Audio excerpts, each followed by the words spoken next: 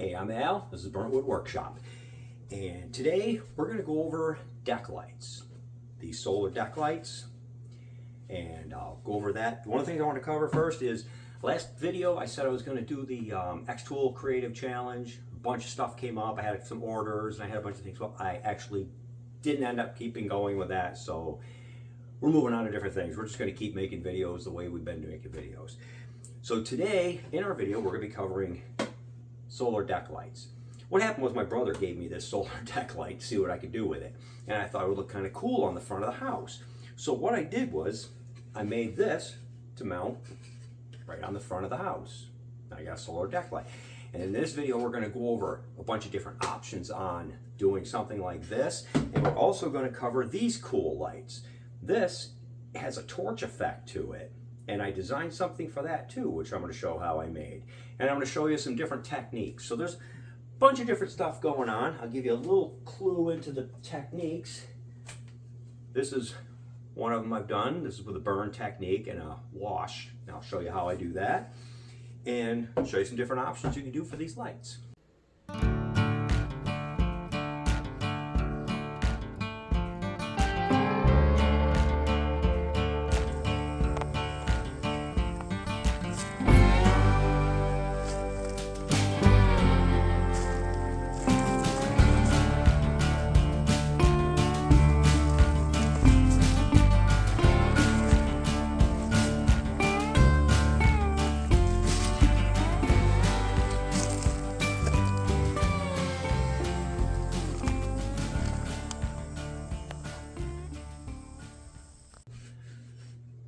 So this is the first one I did, and this one's really basic.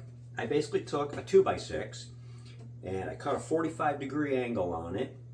I cut this little cut out here and I rounded this over, and that was my arm for it. And then I just bored through and put a 4x4 on top of it, cut that 3 inches high, and then I made a backing plate for it to mount it on the wall, screwed in from the back. This was the first one I did. Fairly simple, and then I went further into it as I went. But this one here, I had downloaded some Viking symbols and things like that, so I laser engraved those on it. That's something you can do, and we'll go over a bunch of different options of things you can do with these. So if we're going to be cutting out the piece for the torch one, I'd start out with about a 12-inch piece of 1x8. If you're doing the straight arm for the box, for the 4x4, on this one I would go 8 inches high, or whatever you want to go with. This one on my design is 8 inches high. So on this one we're going to go 12. So we're going to mark this out 12.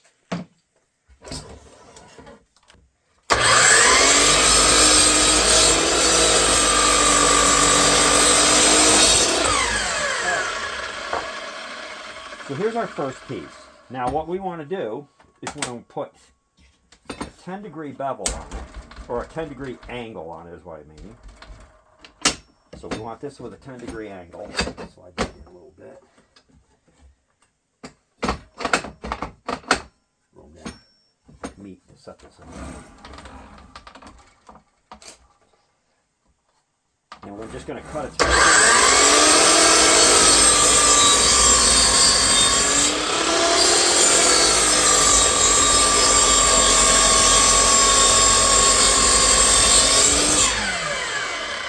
As you can see, I have a fabulous dust collection system. Okay, so once you've cut that, then you want a 10-degree bevel on your arm. So you're going to unlock this. You're going to come 10 degrees this way.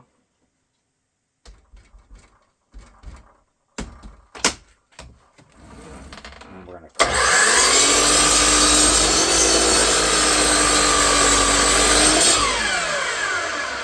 Our 10-degree bevel off of there. So what you end up with is this angled flat like this carrying down at an angle of 10 degrees, and then you're going to cut this out with whatever pattern you decide to go with. And if we were doing this one, we wouldn't want the 10 degrees because this is going to be a straight arm. Okay, so once you've sketched out basically what you want your arm to look like. Then just take your jigsaw. If you have a bandsaw, that would be a lot easier. My bandsaw is down right now, so we're going to do this with a jigsaw.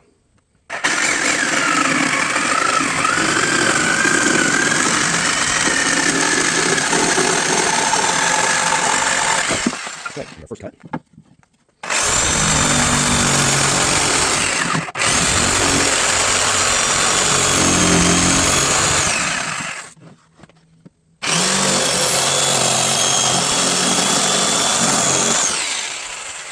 Yeah, and I know I should be wearing a dust mask or something, but it fogs up my glasses, and I need to put something on them, shaving cream or something to stop that. But as you can see, that point did not come out quite as pronounced as I'd like. So we're going to just kind of tweak this up a little bit.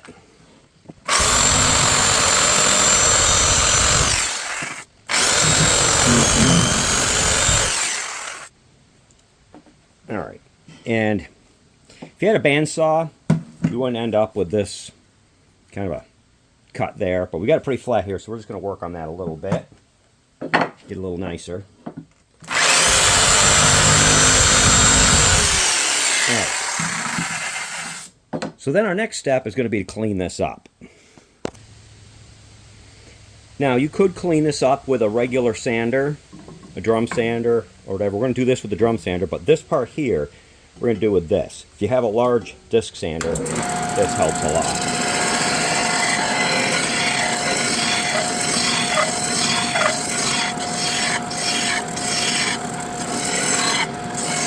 All right, you got that pretty good. We'll do this one.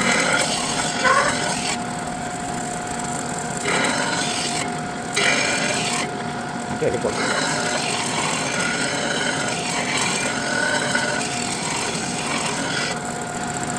Alright, that looks pretty nice. Now, we'll shut that off. We're going to go to our next step. Now this part here you could do on a drill press, or you can just do it like I'm doing it here. This isn't critical, it just cleans it up a little bit, so I'm just going to do it, well, clamp it twice.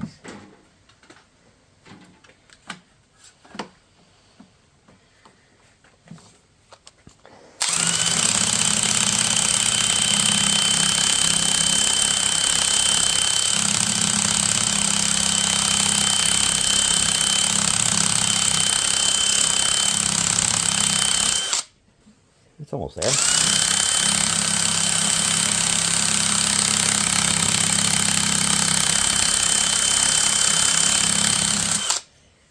Okay, that's pretty good.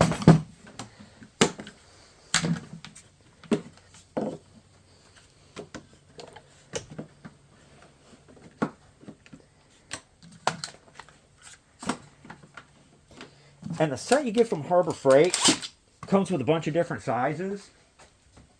So you've got a nice big one for big radius, and then you've got a smaller one for a radius like this, which is perfect.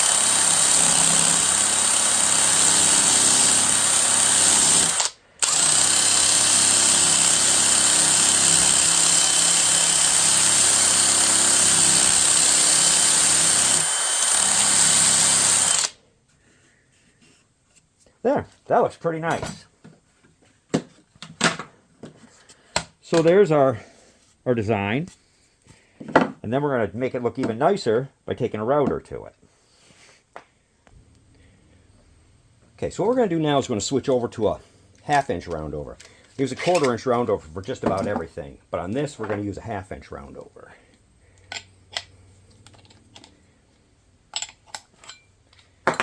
Whoops, let's not throw the bits around. Let me set your bit a little above bottoming out.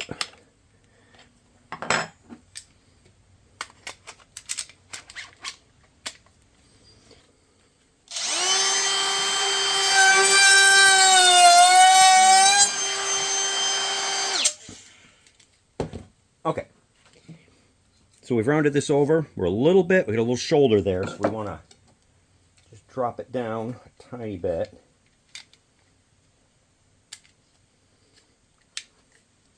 All right, I'm going to try it one more time.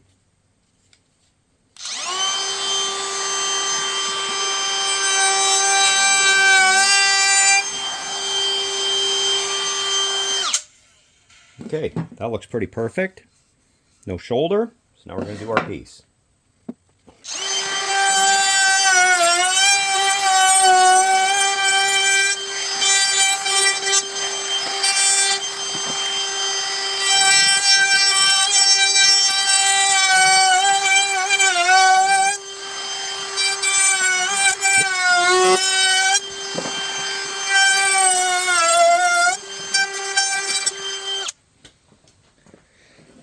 Okay, so here's our piece. I'll route it up. Now we'll hit that with a sander, make it look a little nicer. And then we'll drill our hole in the end and we'll be ready to do our final touches.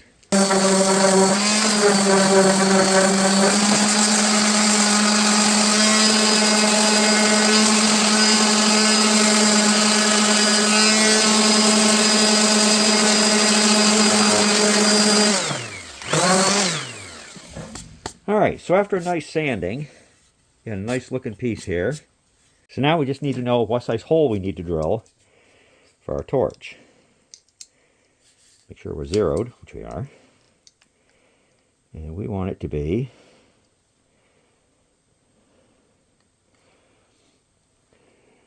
.635. Let's skip that up to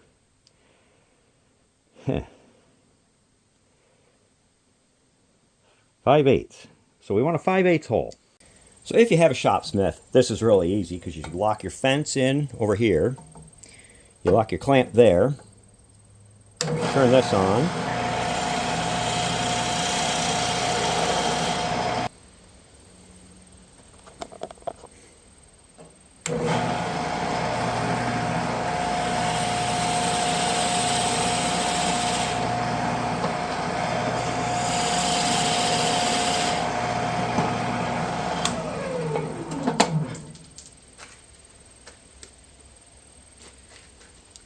And that is a perfect fit. Look at that. It's snug. It's exactly what we want. So there's that step. Okay, so once you've got your piece made the way you want it, your next step is a backer for mounting it on the wall. And that, you can get these little backers from Hobby Lobby or places like that, and you could mount this right on one of those and screw it to the wall, quick and easy. And they come in a bunch of designs. The only problem, you want to make sure before you design it that you make it the size of the backer.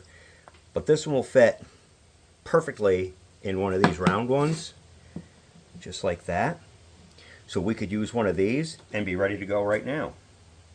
And they had some other shapes too, so you could make sure it fits in these, which I had made this one pretty close to this one too. So you could go with something like that. And these are solid wood. So you could go that route, or you could go with something like this. These are plywood though, so you'd have to seal it up real good if it's going to be outdoors. So you'd want to make sure you seal the plywood up, you know, paint it or something like that. But there's our torch mount. There's our torch in it. And then what we're going to do is we're going to make a bracket. And then to hang this outside, you want to treat it with something. So what you want to use is something like the Cabot Australian timber oil. The honey teak looks really nice. I've used quite a bit of this. It works really nice for siding. Works good for pine. I got a pine bench that I made for out in the backyard that's been out there for about 3 years. Still looks really nice. So that's one of the ways we could treat this, or you could paint it. So the name Burnt Wood Workshop came about because I started out doing burns like this, and then I got a laser, which I also considered burning, so felt the name fit. But this is another possibility of what you can do with these.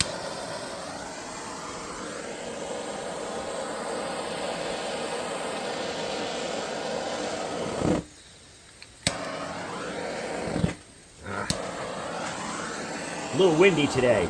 Okay, it's windy, so we had to switch to a more aggressive, better working head.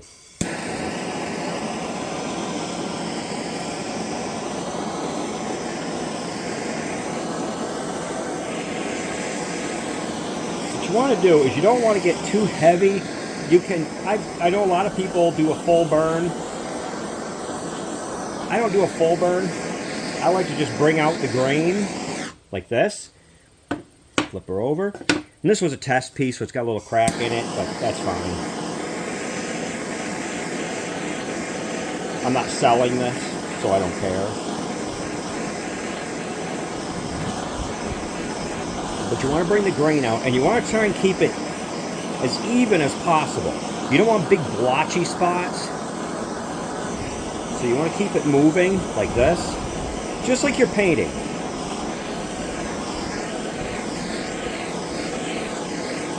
Because once you stop, you're going to get a really burnt spot. Okay, and then we're just going to come across the bottom. Catch that grain. Across the bottom. Oh, and don't do this on a wooden surface. This is a piece of aluminum. Definitely do it on a piece of metal. Because the last thing you want to do is burn down your garage. We get a little heavy there. The nice thing with this technique is if you don't like it, you can sand it and change it. Okay, so now we've got our block.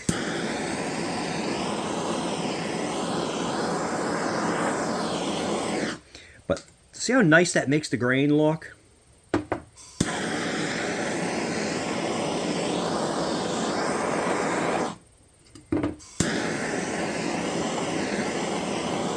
Just go all the way around.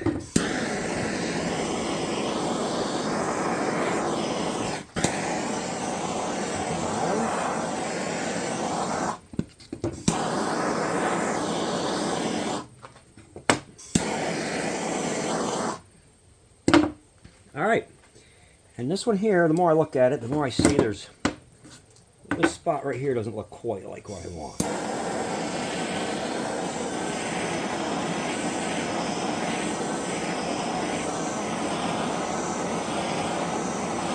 Darken that all up a little bit more.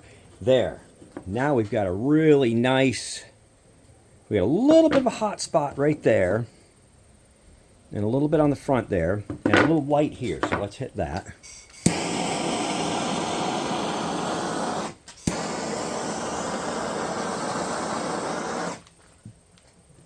Okay, that looks pretty good. Now, for the dark spots, we just hit those with some sandpaper. Okay, we'll hit this spot a little bit. All right. Now, like I was saying, this spot here is a little dark.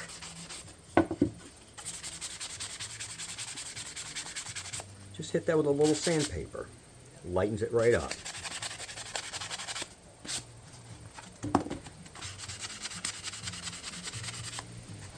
And the nice thing is if you sand too much off, you just reburn it. The only problem with sanding sometimes is it ends up smearing the grain a little bit.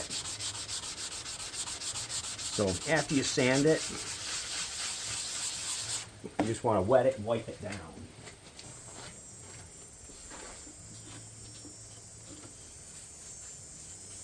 Just take a damp cloth.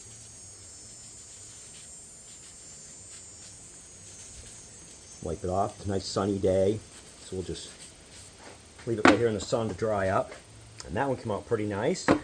And now we're going to do the paint technique. So I'll be right back. So this is our support for the torch one. And we're just going to hit that with the torch.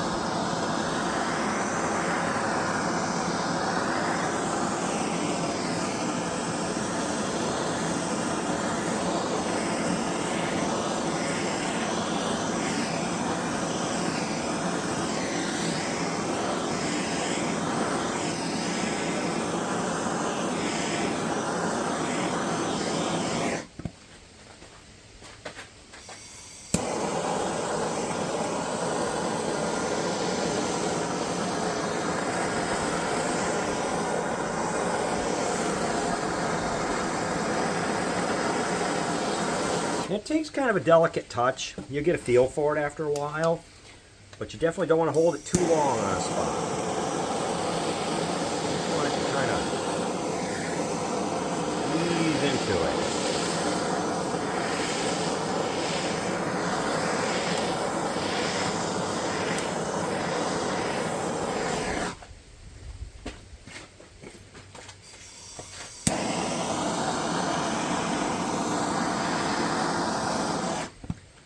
Light right here, so we're just gonna come across, and we came a little too hot. A little too hot.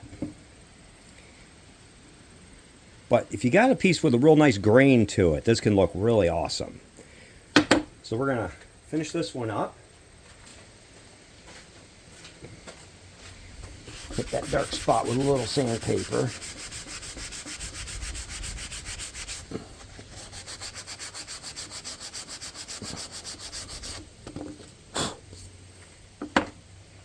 That lightened it up nicely.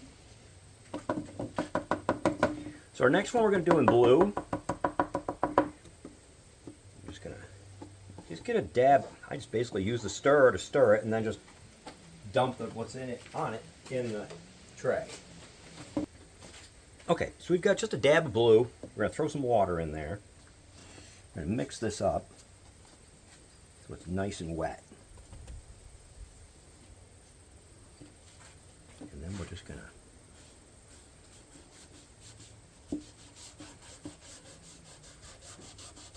wipe it on.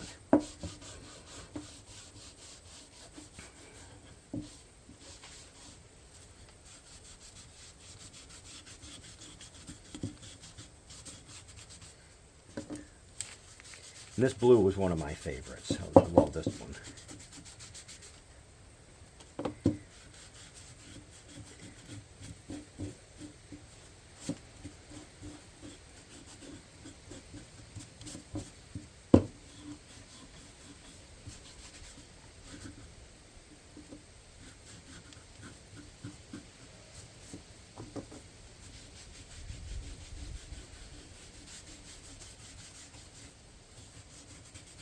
Just make sure if you got any spots that it's not drawing into, just run over it a couple times. And if it's too dark in spots, you can just take a dry cloth and wipe it off. When you're done, you just wipe the whole thing off and see if you've got it dark enough everywhere. And if it's not quite dark enough in spots, you can hit it with a little heavier pigmented spot. Hit it with a little heavier paint. End up with what you got there, what we have here. Right here we didn't get any. So there we are in the blue. So the next design I came up with was something like this. And I thought it would look a little cooler with a little spike on it and a little different style. This one is done with a 2x8 instead of a 2x6. So if you wanted to make a bunch of these for the front of your house, like say you got a 3-bay garage or something, you wanted these across the front, you could make a pattern like this. And then you could just write them out. And that's what I'm going to show you how to do next. And I also have a video on how to do these patterns if you'd like to see that.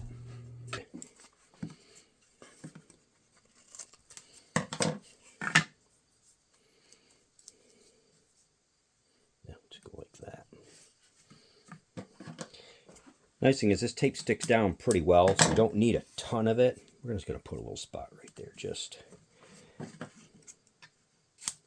to hopefully make sure it doesn't move. And peel our backings off.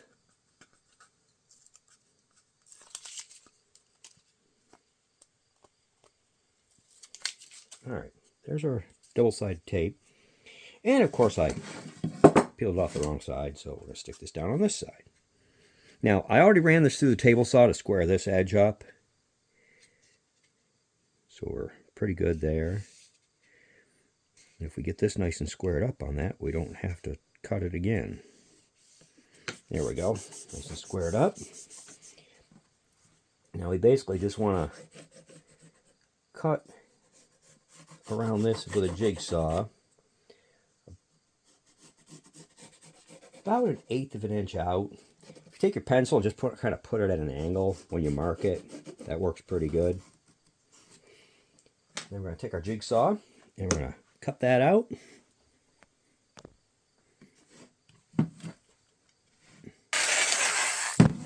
Alright, we're going to cut this part off with the miter saw real quick. Okay, I think in that part I was cutting with the jigsaw off the screen, which I usually have my grandson helping me, but he's not here today, so I'm doing this by myself.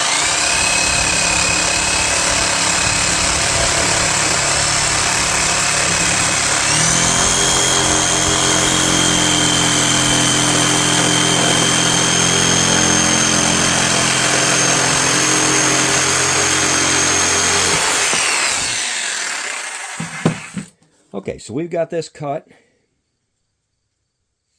Little reveal around it. We're flush here. We're flush here. So we don't have to mess with those. All we have to do is this with the router. So on the router, you're going to want one of these bushings. And this is a 1/4 inch bushing with a 1/4 inch bit.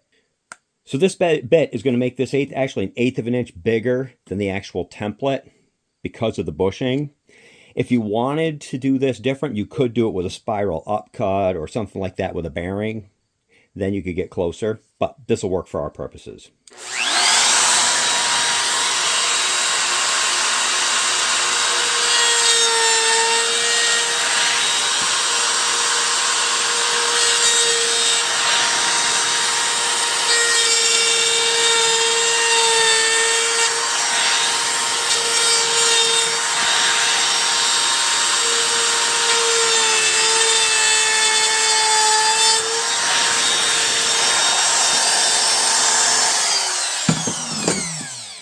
And as you can see a little shoulder there? That's from the bushing. So we're going to be, that's why I said go about 1/8 of an inch or more. That way you get that, we'll cut even with what we want. So do your first passes all the way around, then drop your bit down and do your next pass and do it all the way around. So we're going to drop the bit down, we're going to go again.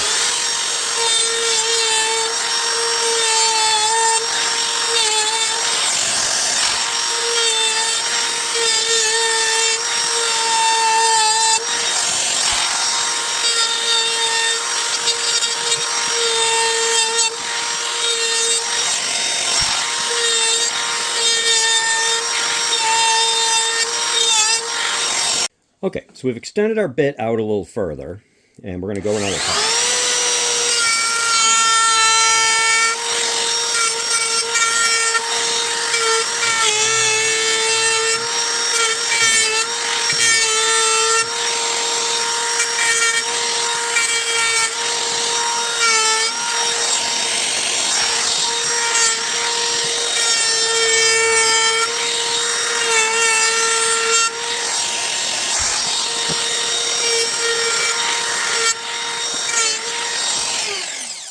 So we're going to switch up bits, and we're going to switch to a flush cut bit. And if you're like me, you tend to lose stuff, the wrench for this is a 17 millimeter. I think I lost it the first week I had this. It's here somewhere. I'll find it eventually. Okay. And we want to go almost perfect right there. We're just going to drop her down a little bit more. Okay, so we're going to flip this over this way, and we're going to hit this from this side.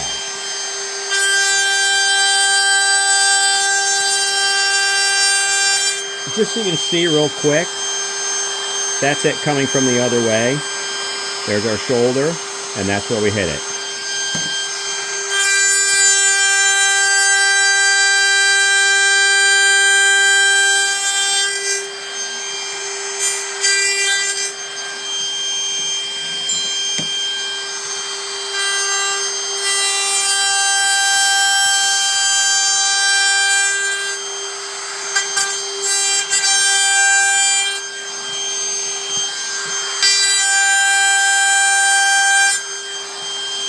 Almost. There we go. Now I'll just finish this end up. And there, that is our piece. That's our piece made up with a template. And we'll just pop the template off with a putty knife. And that's that. Okay, so once we've got this to this point, then we want to do our round over on it. And that was a 1/2 inch round over we did on that.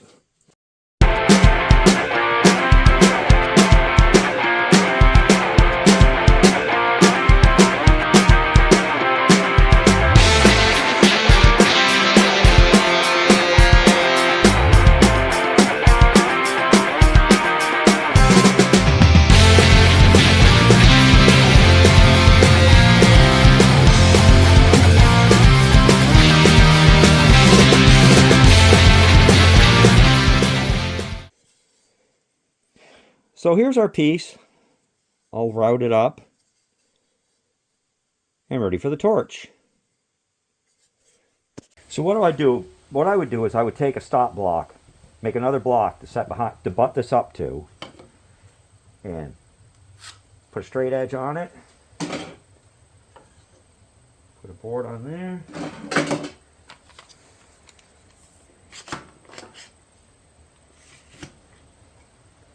Square it up nice.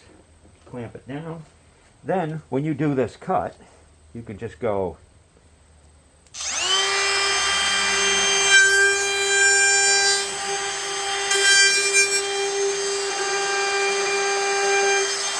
right up to it on this side. Then, when you're done, you just loosen this side of your table, pull your block out, spin it around, butt it back up even, clamp it down.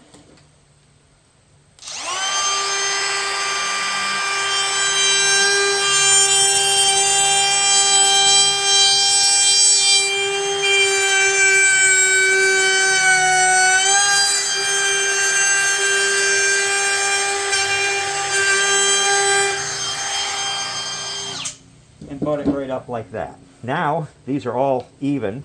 So I know sanding is everybody's favorite thing to watch, so I skipped that. But there's our block. I'll sand it up.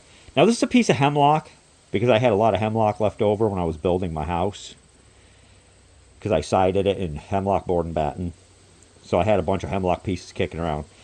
So this engraves a little different than pine, but we're going to engrave this next. Go. Okay. All right, so on our block, we want to put our image in this area right here. So what we did was we made a rectangle that's going to fit where we want to engrave. Now this is your top part where your LED light is going to sit, so we don't need that engraved. So we take our picture, and as you can see right here, that skull is kind of weird looking, so we don't really want that in it. So we're going to pick the best part of this that we can put where we want to mask. And that looks pretty good right there. I might be able to squeeze in a few more skulls and shrink it down. Kind of like him centered. So that's what we like right there.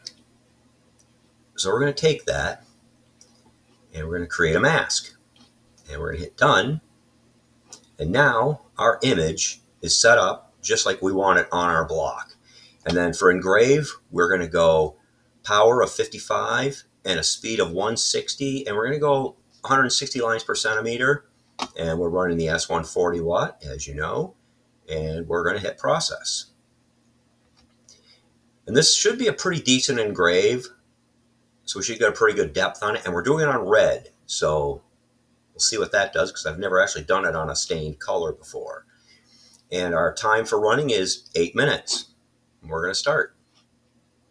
Okay, so the machine just finished, and here is the reveal of what we got out of that.